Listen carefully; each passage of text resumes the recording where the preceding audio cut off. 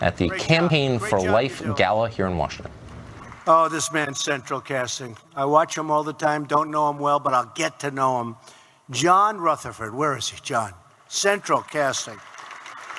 Great job, John. He's always defending me. Actually, most of you are always defending me, and that's okay. And from my neck of the woods, Claudia Tenney. Thank you, Claudia. Thank you. And for those many that I've left out, I'm sorry, but I said, give me a totally complete list, and I will call you tomorrow, and I will apologize personally, all right? But every day between now and November, we must work together to elect more lawmakers who share our values, cherish our heritage, and proudly stand for life.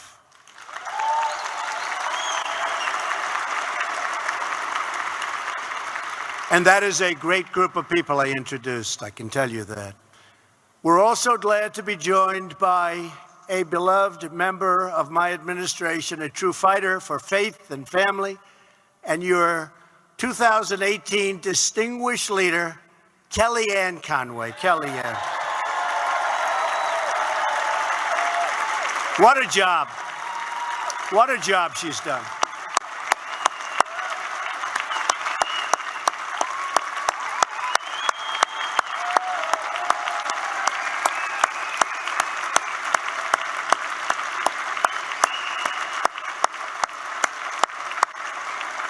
She is some fighter. She'll do the shows that nobody else dares go near.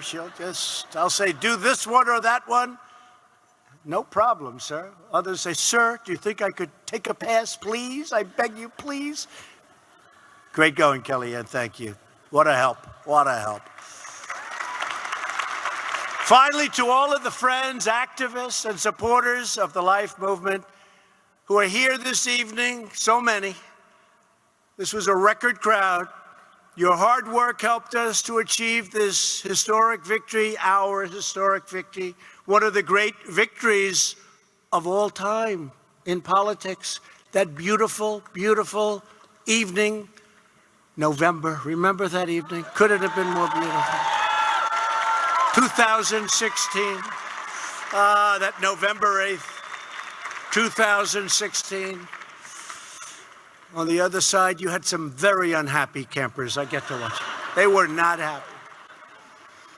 They were going to have a big, beautiful party. Didn't turn out to be such a good party.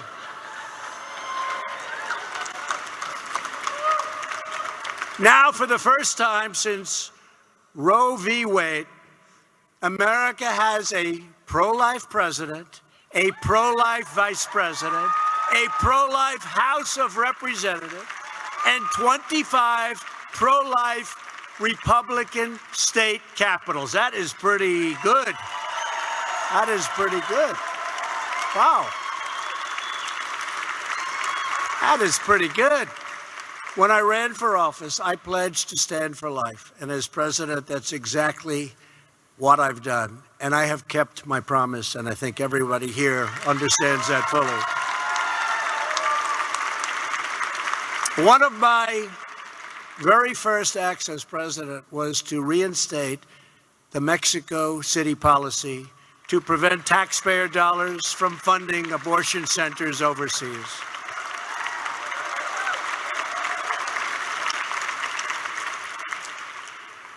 It's a little reminiscent of Ronald Reagan. A few months later, with Marjorie in the Oval Office, she was sitting there with us, and she stood then and signed legislation to overturn the rule that forced states to fund abortion providers with taxpayer dollars. Marjorie was there with me. We've appointed a record number of judges who will defend our Constitution and interpret the law as written.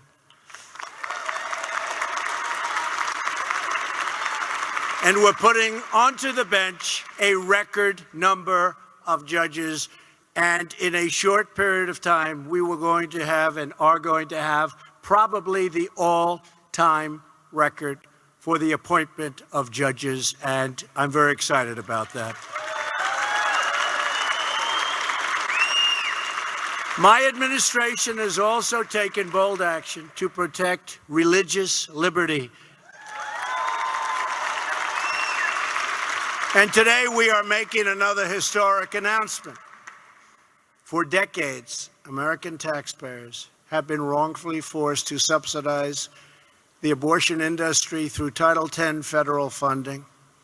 So today, we have kept another promise. My administration has proposed a new rule to prohibit Title X funding from going to any clinic that performs abortions.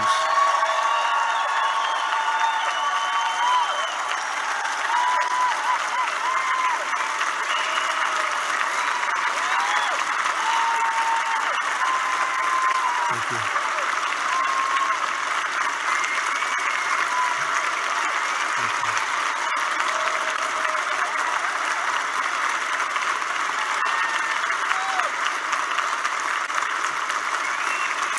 Thank you.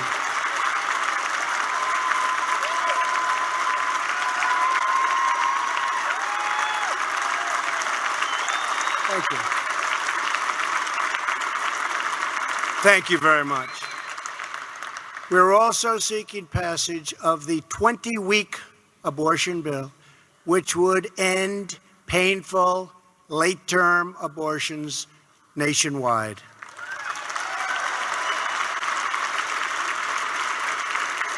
The House just passed the bill, but Democrats in the Senate are doing everything within their power to block it, although some are actually on our side, but they are working overtime to block it.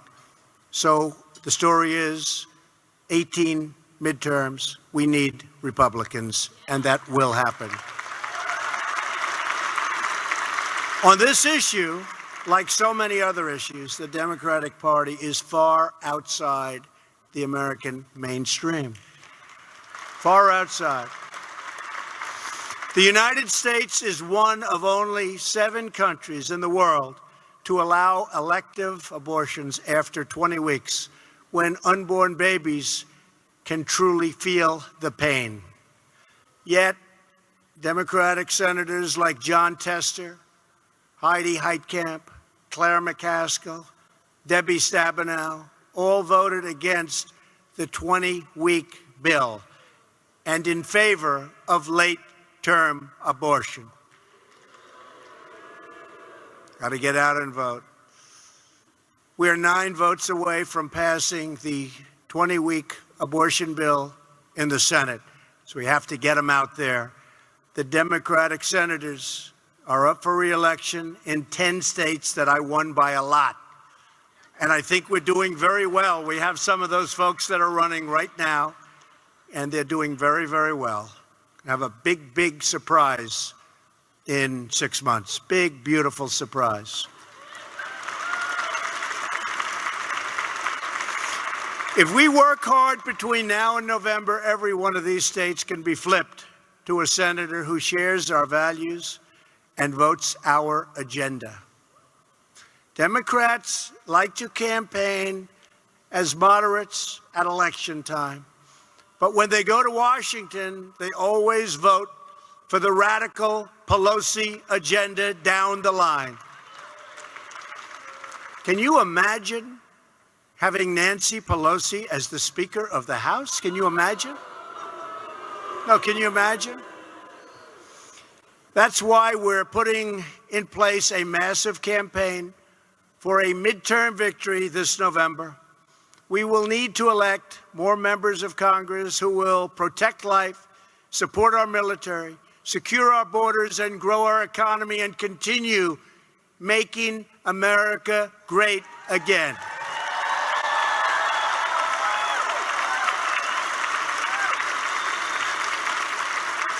While Democrats in Washington are resisting progress, my administration is delivering progress for hardworking Americans each and every day, and we're doing some job. Since the election, we have created more than 3.3 million new jobs.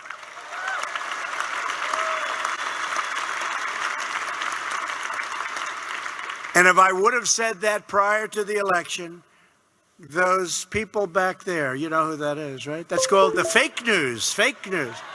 They would have said, what a ridiculous statement. He's saying he's going to project 3.3 million new jobs. How ridiculous is that? Well, guess what? We did it. Fake news. Something I'm very proud of. African American unemployment is at the lowest level in history.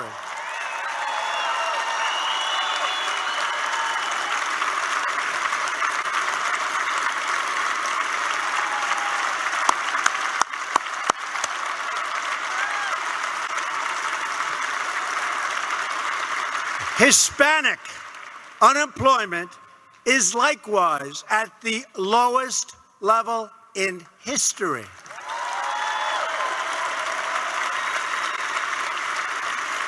Women unemployment is at the lowest level in 19 years.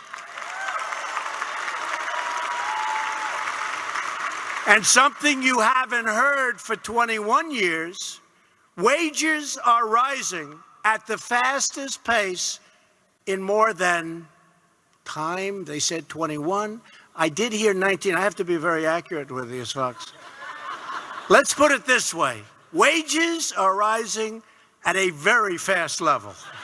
Very fast.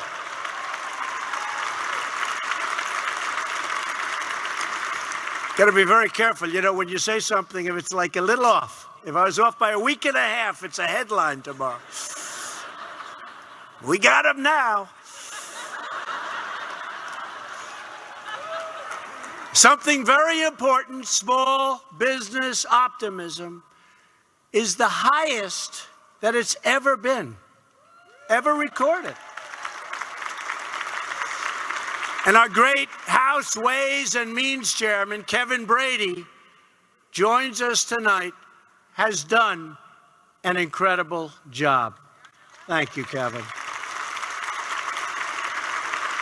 With his leadership, Republicans passed the biggest tax cut and reform in American history.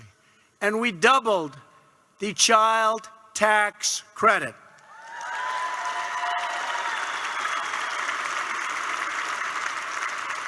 And we're going to be, with Kevin and the entire group, we're going to be submitting additional tax cuts sometime prior to November. It's going to be something very special. You see what it's done for the country.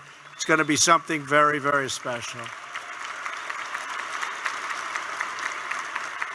And by the way, Nancy Pelosi and the group, you heard her the other day. She wants to raise your taxes. They want to get rid of the tax cut bill and raise your taxes. Somehow, I don't think that plays well, but you never know, right?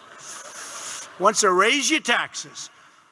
And my presidential budget was the first in history to include a proposal for nationwide paid family leave. Good, Steve. Good. We want to honor the invaluable time parents spend with their newborn children. On foreign affairs, you've been reading a lot about foreign affairs. We're getting very high marks on foreign affairs, actually.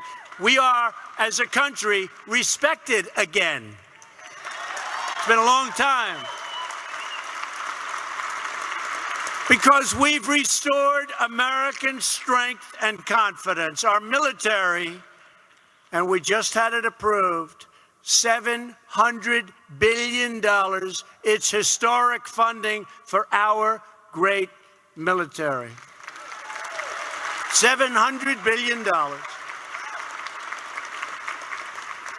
And we have left the horrible, one-sided, miserable Iran deal. It's gone.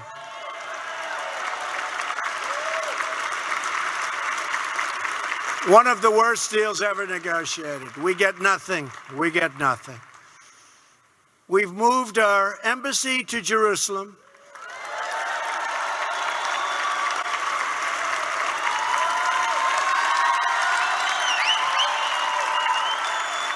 Thank you. And we are renegotiating trade deals to bring jobs and wealth back home to America where they and it belongs. Working hard on the trade deals. But if Democrats gain power, they will try to reverse these incredible gains. These are historic gains. They will try and reverse many of them. So your vote in 2018 is every bit as important as your vote in 2016. Although I'm not sure I really believe that, but you know. I don't know who the hell wrote that line. I'm not sure. But it's still important, remember that. That's why we will be campaigning for every last vote in every part of our great country. We will be campaigning for the votes of all Americans, whether they're registered as Democrats, and we got a lot of Democrats voting for us, as you know, in 2016, a lot. They couldn't believe it. They could not believe it. We got a lot of Barack Obama voters voting for us. We got a lot of Bernie Sanders voting for us. Can you believe it? Mostly people that didn't like getting ripped off on trade, Bernie Sanders voters. He was right about that, but he wasn't able to do anything about it. These are people that want a government that protects faith, family, and life.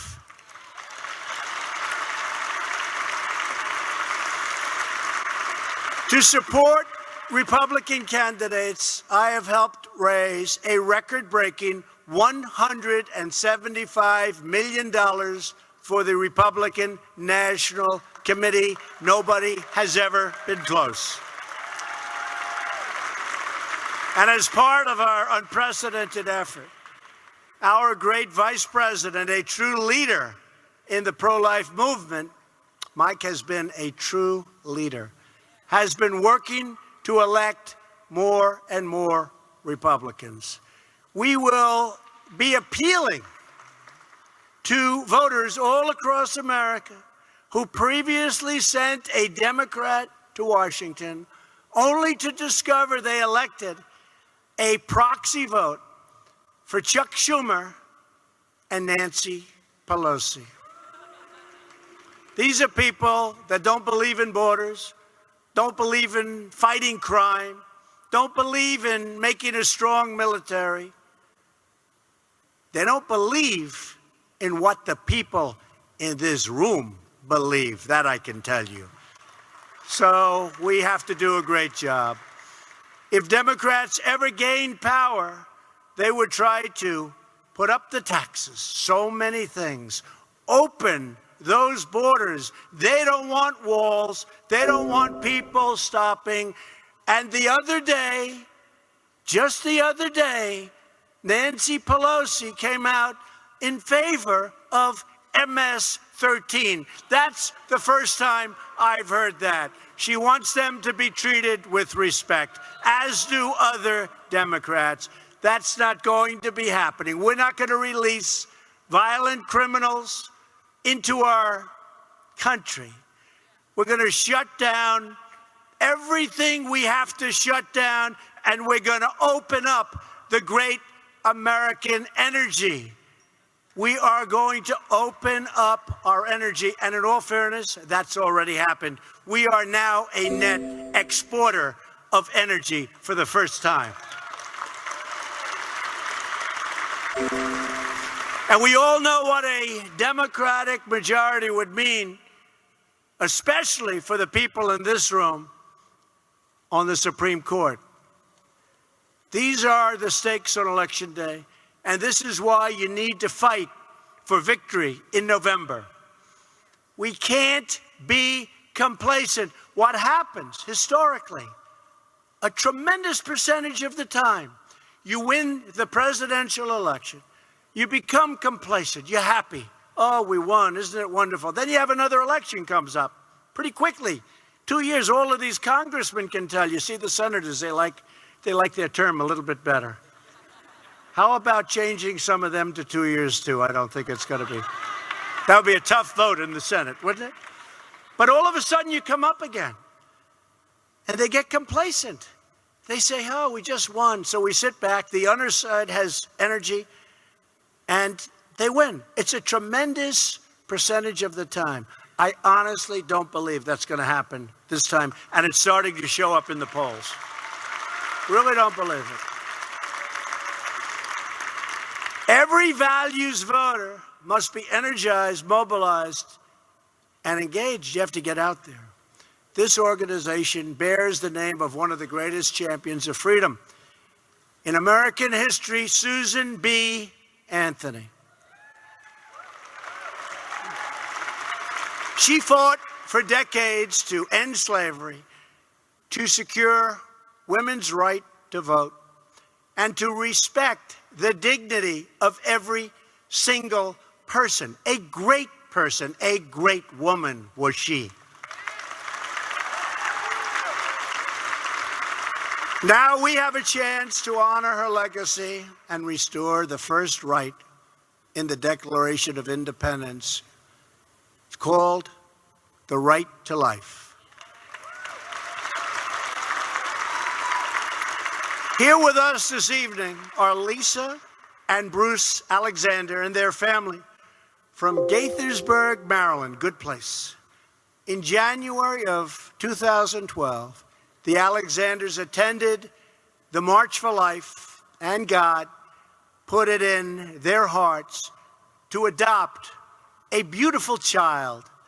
2 years later, in January of 2014, the Alexanders got a call that a baby had been born who was opioid dependent.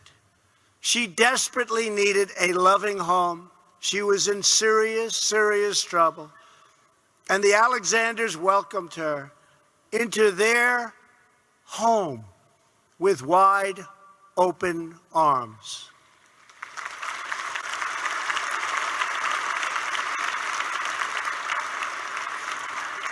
After the baby was treated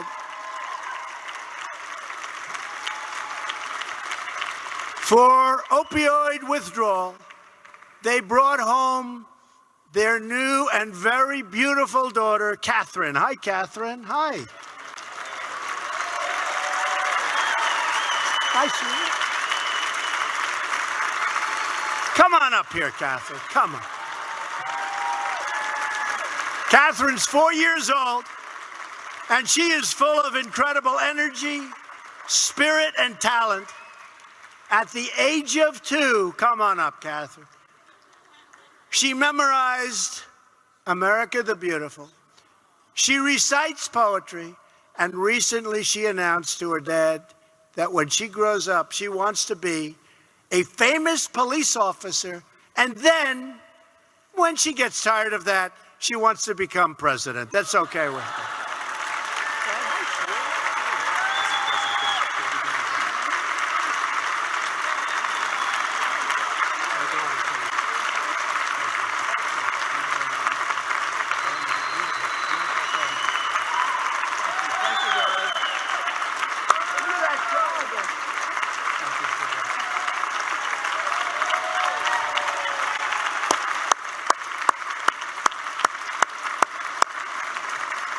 She'll be president someday. Every time Catherine's older siblings come home from school, Catherine runs into their arms and gives them a great, big, beautiful hug.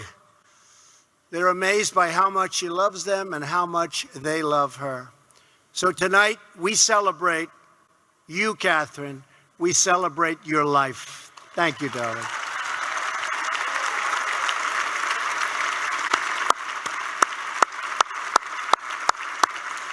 And we celebrate all lives. We celebrate the loving choice of adoption. Catherine reminds us that every life is sacred and that every child is a precious gift from God. So true.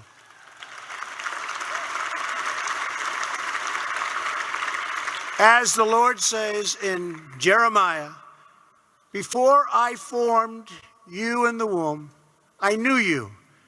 Before you were born, I set you apart. When a mother and a father hold a new baby in their arms, they are changed forever.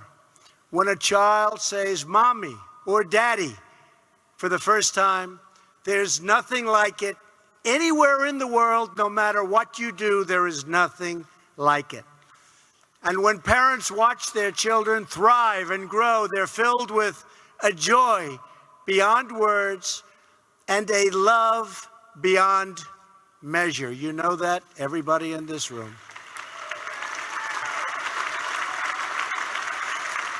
When we look into the eyes of a newborn child, there is no doubt we see the beauty of the human soul and the mystery of God's great creation. We know that every life has meaning and that every life is totally worth protecting.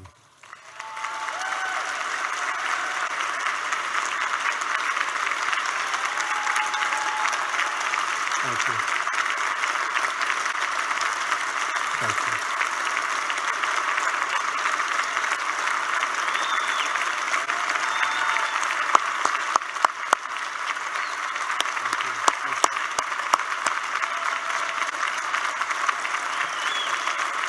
Thank you. Thank you very much. When we stand for life, we stand for the true source of America's greatness. It's our people. Our people are great.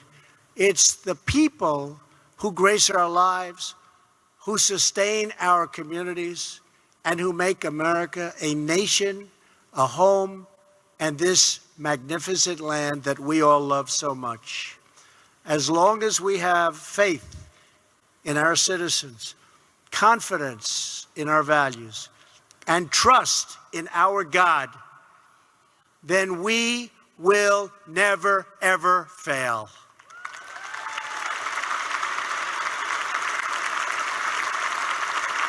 Our nation will thrive, our people will prosper, and America will be greater than ever before. And that's what's happening.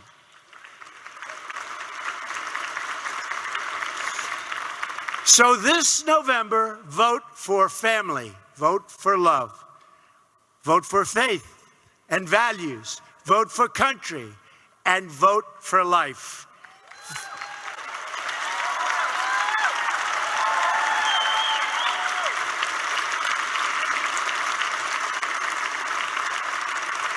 I want to just end by thanking the Susan B. Anthony list. You are very, very special people. It is a great honor for me to be here tonight. Thank you to everyone. Thank you to Life and Liberty. God bless you, and God bless America. Thank you very much. Thank you.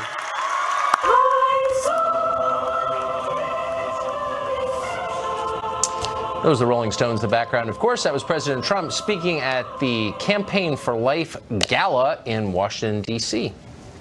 Well, good evening and welcome to the show. You just heard from the president. Right now, though, we have a rare firsthand account from the center of maybe the greatest scandal in modern political history, the FBI spying on the 2016 Trump campaign for nearly 2 years. Obama administration officials and their dutiful lackeys in the press hysterically denied any of that even happened. Now we know that it did happen. The Obama administration used government agencies to surveil a rival campaign. There's no denying that now. So instead, the usual apologists are claiming it was a good thing, in fact. They were spying on Trump to protect him. And by the way, you have no right to know anything about it. Even asking a question is a sign of disloyalty. Shut up and obey. No thanks. Tonight, we have a direct account of what happened, the first full interview with a Trump campaign official who apparently was targeted by an FBI spy. Sam Clovis was a former national co-chairman of the Trump campaign. In September of 2016, he says he had a face-to-face meeting with a man who was believed to be one of the FBI spies on that campaign. Sam Clovis joins us tonight. Sam, thanks for coming on. So, thanks, Tucker. Thanks for having me on. You believe you had a face-to-face encounter with a man paid by Obama's FBI to spy on your campaign. Describe that meeting, if you would. Several days before the September 1st meeting, I had the opportunity to receive emails from Stephen Halper.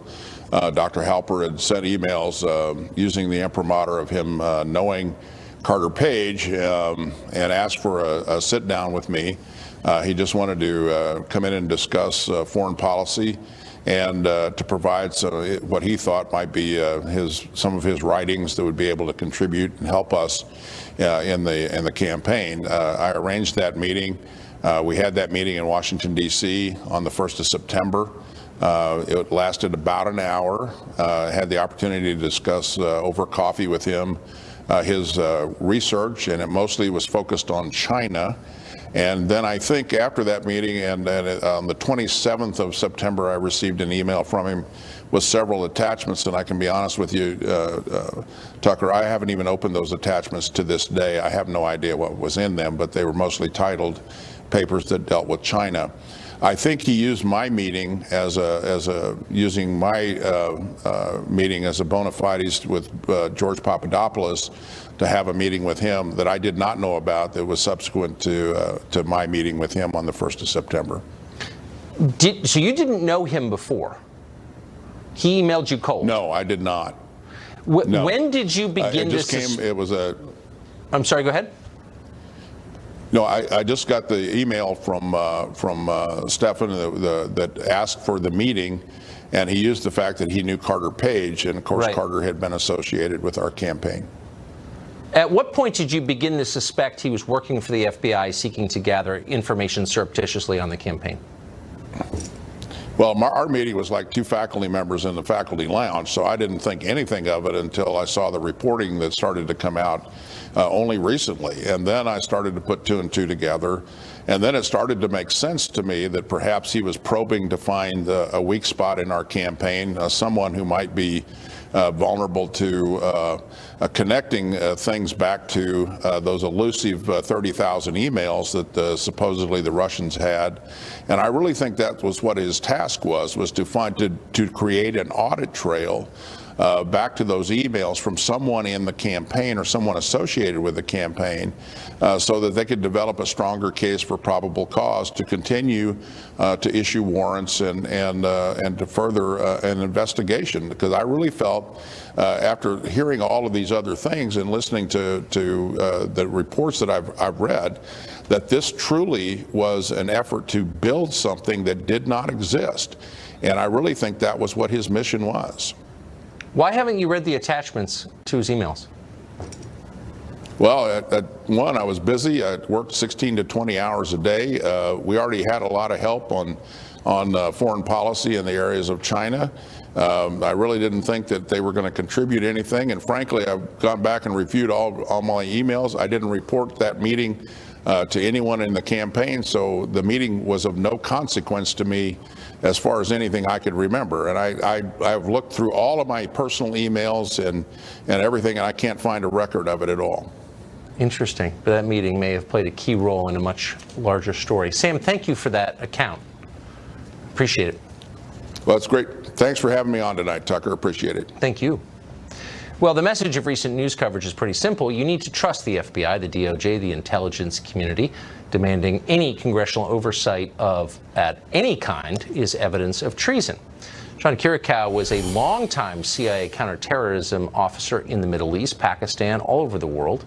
He was imprisoned for a couple of years by the Obama administration for leaking information. During the course of that, his life intersected with Robert Mueller and John Brennan, among others. He joins us tonight. John, thanks a lot for coming on. Thanks so much for having me. So a lot has been written about your case. You wrote a book about your time in prison. Not much has been written about your intersection with two men in the news now, and you did intimately. Brennan, with whom you worked for many years, yes. And Robert Mueller. Yes. Tell us what you learned. Well, Robert Mueller, I had a more recent encounter with, and that was when he created the John Kiriakou task force at the Justice Department. He was the head of the FBI at the time. I had no idea that I was under investigation. When I went public on the CIA's torture program in late 2007, the Bush administration investigated me and determined that I hadn't committed a crime. They closed the case. Just a few weeks later, when Barack Obama became president, John Brennan became the #2 at the National Security Council, and he asked the Justice Department, Eric Holder, to secretly reopen the case against me. That went to Robert Mueller. He created this John Kiriakou task force and investigated for 3 more years. You're telling me that John Brennan, who has a documented history of leaking to the press, asked for a criminal investigation into you, which resulted in you going to prison with 5 kids because you leaked? Exactly. And you know, when I said that to my attorneys, the only response they could come up with was, that's Washington. The injustice is incredible. And this is why I'm so happy to have this opportunity to speak with you tonight, because I know Robert Mueller and I know John Brennan, and this is what they do. They set out to ruin people. You know, we look at these indictments in this so-called Russiagate that has nothing whatsoever to do with Russia, by the way. And none of these indictments have anything to do with anything. They're what are called throwaway indictments. So what you have is a man, Robert Mueller, who chooses a person and then looks for a crime to hang on the person, rather than discovering a crime and then investigating to see who committed the crime. I just can't get past the fact that John Brennan, again, with whom you worked for years, who we know leaked to the press classified information, agitated for you to go to prison because he said you leaked. In fact, it was even worse than that. Once I was arrested and we received discovery from the Justice Department, we received several memos between John Brennan and the Justice Department. The first memo said, charge him with espionage. And then the Justice Department wrote back and said, but he hasn't committed espionage. And then Brennan wrote back, charge him anyway and make him defend himself. And that's what they did. And what they do, and this is what Robert Mueller did, he waited until I went bankrupt 10 months later, and then dropped the charges. Again, that's what they do. It's a way of exerting pressure that you just simply can't resist. They have unlimited resources, and you don't. We don't have time to get into the details of your case. It's easily available online. I followed it because I'm a journalist. I would just say 2 things. I wish more journalists had supported you. I think you were shafted. Thank you. And I hope you get pardoned because you deserve it. Thank you. You know, this president, more than any other president, I think, sees injustice. And this president is unique in a very important way. Most presidents, when they give pardons, they do it in what's really called a lame duck period after an election. This president pardons people when he sees an injustice. And there was another president that did that. That was Abraham Lincoln. He pardoned people through his entire administration. And I'm confident that if I can get in front of President Trump, he'll see that this is an injustice and he'll right it. Well, it is an injustice. And the fact that Brennan was behind it is shocking. John, thank you. And thank good luck. you so much for the time. Appreciate it. Democrats obviously planning to impeach President Trump next year if they win the House. That's real. Their leaders won't admit it. That's odd. That story next. Wants the president impeached. John Nichols writes for The Nation, just wrote a piece asking, why are so many Democrats afraid of impeachment? John Nichols joins us tonight. John, I don't think I agree with you on much. Normally, I'd be here arguing with you, but I'm just going to give you a sincere compliment. I thought your piece was honest. This is the constitutionally prescribed remedy for a president you think has gone off the rails. I don't believe that. You do, but impeachment is the answer. Democrats support it. Why are the leaders of the Democratic Party not willing to admit that? I think they're playing a political game. And I think that you assume that they would impeach if they got power. I'm not sure of that. I think that there is a tepidness about using impeachment as a live instrument of the Constitution, holding a president who has, as you suggest, gone off the rails, who I would suggest abuses the office, to account. And but clearly, at this point, there's a tremendous pressure on members of the party and on folks to not talk about impeachment. My sense is that's very problematic, because if you are saying that the President of the United States has abused his office, if you are suggesting that he's doing things that are clearly impeachable, but then you say, well, but let's not talk about impeachment, that creates an unreality to the discourse. And I think, frankly, it's not appropriate. I think that A, a discussion of impeachment is healthy. I think it's necessary. But B, it's also something that I think politicians of both parties tend to fear too much. Well, but it's above, what I like about it, and again, I'm not for it, but it's above board. It takes place in public. And people can make their public arguments. And what they're doing instead is subverting entire federal agencies, and liberals should be worried about this, law enforcement and intel agencies, to do their bidding. Why do that? If you have a case, be a man about it, say what it is, voters can assess it. That's what impeachment is. That's why the founders put it in the founding documents. So why would the leaders of the party pretend, oh, that's off the table? It just seems so feline and dishonest. Again, I'm not sure they're pretending, Tucker. We will see if Democrats get control of the House, whether they would move on it. But remember that back in the George W. Bush presidency, there was a significant agitation at the grassroots of the Democratic Party, and frankly beyond it, among a lot of folks, for impeachment of President Bush. Nancy Pelosi came to power. I know you do, because you actually followed it. And Nancy Pelosi came to power in 2007, and one of her first signals was off the table. And so this is a complexity on this issue. Now, where it goes back to, I think you and I both know, is the Clinton impeachment. And there's a sense that the Clinton impeachment led to political repercussions for Republicans. In fact, if you look at it, the repercussions were not as great as some people assume. But I always remind folks that if you look at the Nixon impeachment, which obviously wasn't brought to fruition, but was a very serious moment, there weren't political repercussions for the Democrats in that. And so I do think that we have a lot of politicians on both sides, Republicans and Democrats, who avoid accountability moments and frankly, avoid opening up the discussions when they should be doing so. Exactly. They're avoiding accountability. And I have to say, again, I don't think I agree with you on anything, including what to order for dinner. But I appreciate the honesty of the actual left in this case, trying to hold your party, not mine, yours, to some account and to honesty. So thank you, John, for doing that. Not a backhanded compliment, a sincere one. Thanks. I appreciate it, Tucker, and I'm sure I won't get any pats on the back for it. But no, you definitely won't. Okay. Brett Hume joins us next for more on FBI spying and the latest twists and turns in the endless hunt for Russian collusion. Maybe he has evidence. We'll ask him next.